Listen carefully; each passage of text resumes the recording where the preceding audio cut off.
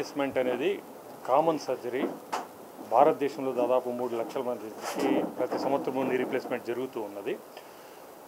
బాగా successful surgery అయినా కూడా దీంట్లో కొత్తగా దాని యాక్యురసీ ఇంప్రూవ్ చేసేదానికి, దాని లాంగివిటీ అంటే ఇంకా ఎక్కువ కాలం ఉండేదానికి ఇంప్రూవ్ చేసేదానికి కొత్త టెక్నాలజీలు వస్తున్నాయి. వీటిల్లో కంప్యూటర్ నావిగేషన్ అని, తర్వాత రోబోటిక్స్ అని వచ్చాయి.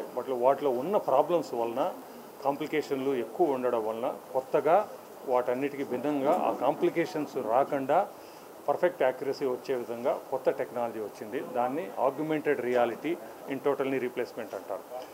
దీనివలన పర్ఫెక్ట్ అలైన్మెంట్ రావడమే కాదు, మిగతా నావిగేషన్ వలన కానీ, రోబోటిక్ వలన కానీ ఎక్స్ట్రా పిన్స్ పెట్టాల్సిన అవసరము, ఎక్స్ట్రా ఇన్సిషను, ఎక్స్ట్రా కాంప్లికేషన్స్ వచ్చే అవసరము లేకుండానే యాక్యురసీ బాగా పెంచుకుంటూ, కాంప్లికేషన్స్ ఎక్కువ లేకుండా ఇంకా సక్సెస్ను, నీ రీప్లేస్మెంట్ సక్సెస్ను పెంచే కొత్త టెక్నాలజీ ఇది.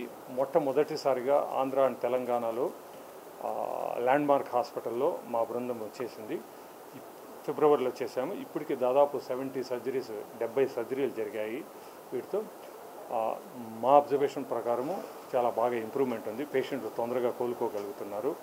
దాని పర్ఫెక్ట్ అలైన్మెంట్ వస్తుంది. సో హోప్ఫుల్లీ దీంతో నీ రీప్లేస్మెంట్ ఇంకా ఎక్కువ కాలం, మామూలుగానే 20-30 సంవత్సరాలంట, ఇంకా ఎక్కువ కాలం ఉంటుందని మా నమ్మకం.